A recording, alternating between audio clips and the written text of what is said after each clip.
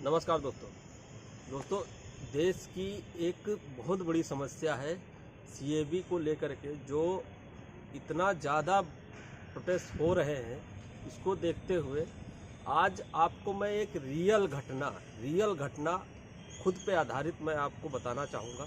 कोई बकवास ना करते हुए सीधी बात मैं आपसे शुरू करता हूँ। दोस्तों, मेरी पत्नी का आधार कार्ड बनना है, जिनके पास वैलिड डॉक्यूमेंट्स दूसरे नहीं होने के कारण या दूसरे डॉक्यूमेंट नहीं हैं, तो मैं अपने आधार केंद्र गया। वहाँ जा कर के जो आधार केंद्र के महोदय जो सेवक थे, जो वहाँ आधार के बनाने के लिए बैठे थे, उन्होंने कहा कि आपके पास डॉक्यूमेंट्स नहीं हैं, इस कारण आप जा कर के किसी गज़टेड अधिकारी से लिखवा के लाइए जो आपको प्रमाणित करेगा कि हाँ, आप यहाँ के निवासी हैं।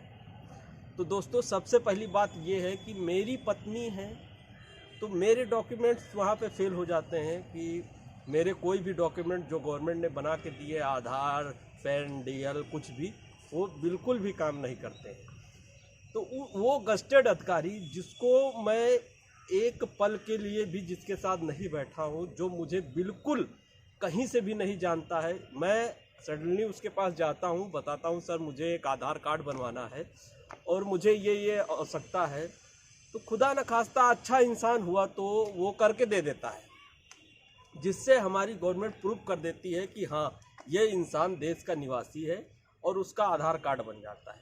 बस एकमात्र इस प्रूफ से जो गज़टेड अधिकारी कर देता है, लिख के दे देता है। दोस्तों, सबसे पहली बात ये कि मेरी पत्नी है तो मेरे डॉक्यूमेंट वैलिड होने चाहिए, मैं उनको प्रूव करूंगा, ना कि वो गज़टेड अधिकारी जो मुझे एक पल के लिए भी नहीं जानता है, मैं अपना बता दूं कि मेरा ऐसा कोई भी रिलेटिव या कोई भी जानकार, कोई गज़टेड अधिकारी है ही नहीं। मैं किसके पास जाऊंगा? मैं जाऊंगा तो किसी अनजान व्यक्ति के पास, जो वो उस वहाँ पे बैठा हुआ है। तो उसको लेकर के देश में समस्याएं हैं। सीएबी कैब, इसको देखते हुए दोस्त, जहाँ पे एक आधार कार्ड बनवाने की इतनी ज़्यादा समस्याएं उत्पन्न हो रही हैं, वो उनके रूल गाइड में है कि आप किसी न किसी गज़टेड अधिकारी से ही करवा के लाएंगे। वो रूल गाइड में है। जो मान लीजिए कि अगर कोई कर भी देता है, मैं सत्य हूँ, मैं सही हूँ, तो मैं करवा के लेके चलाऊँगा, और किसी को फ्रॉड करना है तो वो बिल्कुल सेम कंडीशन अपनाएगा, करवा के लेके चलाएगा, तो वो प्रूव कर देता है कि ये देश का नागरिक है। इस देश की नागरिकता पाने के लिए देश में जो पैदा हुआ, जो जन्म लिया, वो देश का नागरिक नहीं है। पेपर प्रूव करता है कि आप देश के नागरिक हैं, पेपर प्रूव करता है। आपको एक डीएल बनवाने के लिए आरटीओ की 100 लाइनें लगनी पड़ती है, फिर जाके आपका डीएल पड़ता है और 1000 डॉक्यूमेंट देने पड़ते हैं आपको। उन डॉक्यूमेंट से फिर आपको कुछ और पैन कार्ड बनवाना है, फिर आपको रिप्लाई में डॉक्यूमेंट देने पड़ेंगे फिर से आपको।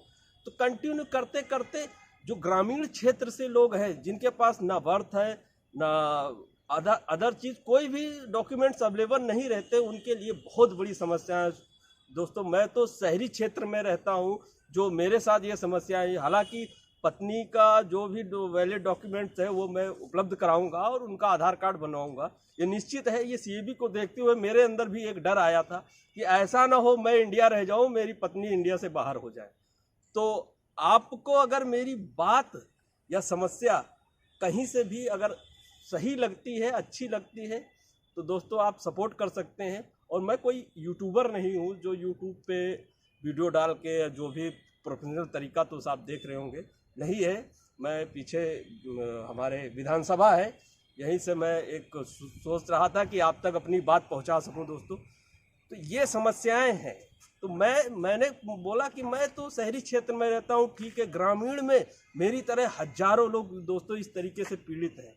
इनको देखते हुए बेटे को प्रूव करने के लिए बाप के पेपर वैलिड नहीं होते हैं, वो नगर निगम बना के देता है, वो प्रूव करता है कि हाँ, ये इसका जन्म यहाँ हुआ।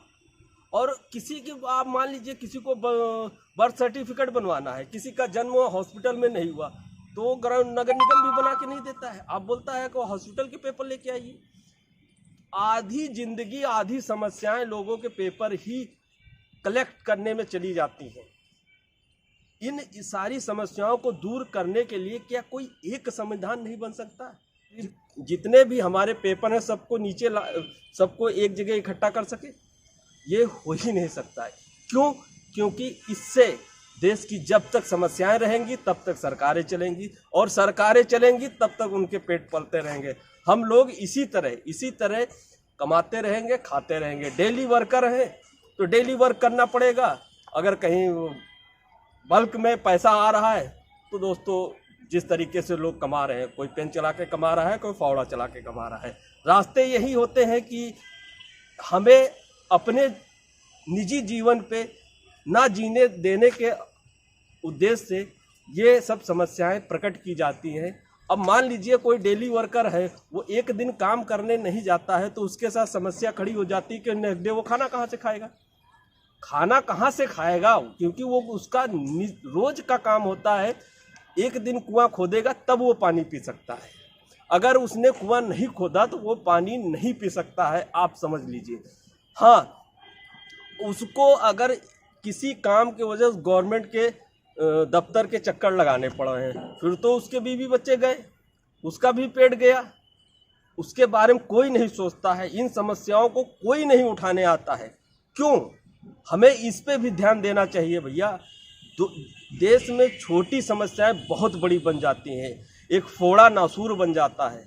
बहुत बहुत धन्यवाद मित्रों, आपने हमारी वीडियो देखी और पसंद किया। अगर आपको सही लगता है कि ये गरीब की ये रियल समस्या है तो आप एक लाइक कर